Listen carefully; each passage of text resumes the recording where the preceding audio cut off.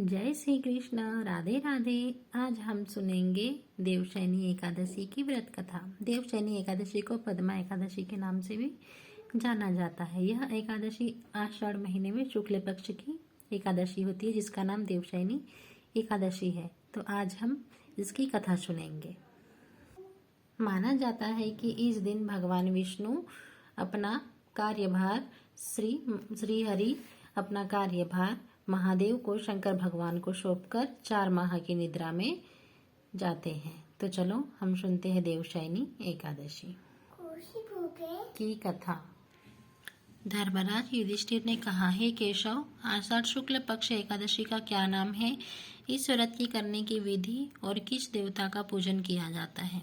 श्री कृष्ण जी कहने लगे, हे युधिष्ठिर, जिस कथा को ब्रह्मा जी ने नारद जी से कहा था वही मैं तुमसे कहता हूँ। एक समय नारद जी ब्रह्मा जी से यही प्रश्न किया कि तब ब्रह्मा जी ने उत्तर दिया कि हे नारद, तुम कलियुगी जीवों के उद्धार के लिए बहुत उत्तम प्रश्न किया है, क्योंकि एकादशी व्रत सब व्रतों से उत्तम है। इस व्रत से समस्त पाप नष्ट हो जाते हैं और जो आदमी इस व्रत को नहीं करते हैं वे नरकगामी होते हैं। इस व्रत के करने से भगवान विष्णु प्रसन्न होते हैं। इस एकादशी का नाम पद्मा एकादशी है।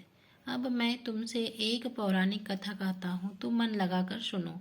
सूर्यवंश में मांद्यता नाम का एक चक्रवर्ती राजा हुआ करता था, जो सत्यवादी और महान प्रतापी था। वह अपने प्रजा की पुत्र की तरह पालन किया करता था। उसकी सारी प्रजा धन धान्य से भरपूर और सुखी थी। उसके राज्य में कभी अकाल नहीं पड़ता था। एक समय उस राजा के राज्य में 3 वर्ष तक वर्षा नहीं हुई और अकाल पड़ गया। प्रजा अन्न की कमी के कारण अत्यंत दुखी हो गई। अन्न के न होने से राज्य में यज्ञ आदि भी बंद हो गए।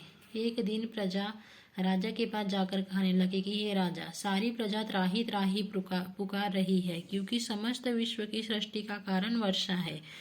वर्षा के अभाव से अकाल पड़ गया है और अकाल से प्रजा मर रही है। इसलिए हे राजन, कोई ऐसा उपाय बताओ जिससे प्रजा का कष्ट दूर हो। राजा मांद्यता कहने लगे कि आप लोग ठीक कह रहे हैं। वर्षा से ही अन्न उत्पन्न होता है और आप लोग वर्षा न होने से अत्यंत दुखी हो गए हो। मैं आप लोगों के दुखों को समझता हूँ। ऐसा कहकर राजा कुछ सेना को साथ में लेकर वन की तरफ चल दिए। वह अनेक ऋषियों के आश्रम में भ्रमण करते हुए अंत में ब्रह्मा के पुत्र अंगिरा ऋषि के आश्रम में पहुँचे।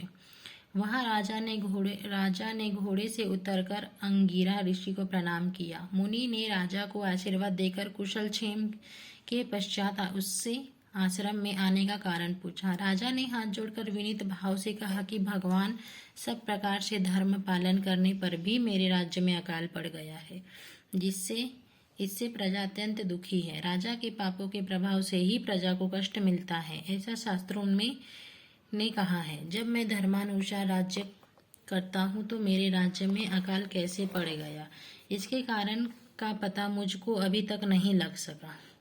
अब मैं आपके पास इसी संदेह से निवृत्त कराने के लिए आया हूँ। कृपा करके इस संदेह को दूर कीजिए, साथ ही प्रजा के कष्ट को दूर करने का कोई उपाय बतलाइए। इतनी बात सुनकर ऋषि कहने लगे कि राजन, यह सतयुग सब युगों से उत्तम है। इससे धर्म के चारों चरण सम्मिलित है, अर्थात इस युग में धर्म की सबसे अधिक उन्नति है। लोग ब्रह्मा की उपासना करते हैं और केवल ब्राह्मणों को ही वेद पढ़ने का अधिकार है। ब्राह्मण की तपस्या करने का अधिकार रख सकते हैं, परंतु आपके राज्य में एक क्षुद्र तपस्या कर रहा है। इस दोष के कारण आपके राज्य में वर्षा नहीं हो रही है। इसलिए यदि आप प्रजा का भला चाहते हो तो उस क्षुद्र का वध कर दो। इस पर राजा कहने लगे कि महाराज, मैं उस निरपराध तपस्या करने वाले क्षुद्र को किस तरह मार सकता हूँ? आप इस दोष से छूटने का कोई और उपाय बताइए। तब ऋषि कहने लगे कि राजन, यदि तुम अन्य उपाय जानना चाहते हो तो सुनो। आषाढ़ मास के शुक्ल पक्ष की पद्मा नाम की एकादशी का विधि पूर्वक व्रत करो।